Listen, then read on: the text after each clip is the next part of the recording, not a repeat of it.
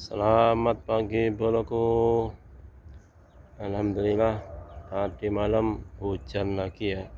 Dan sekarang cuaca mendung. Ini adalah update terkini untuk pembuatan pembenihan tanaman tembakau ya boloku. Setelah digemburkan, kemudian ditengahkan dan ditutupi, kemudian setelah itu nanti akan kita sebar biji tanaman tembakau ya bro.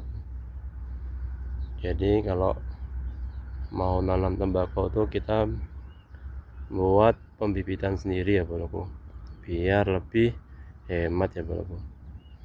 Begitu ya bro, semangat selalu, terima kasih.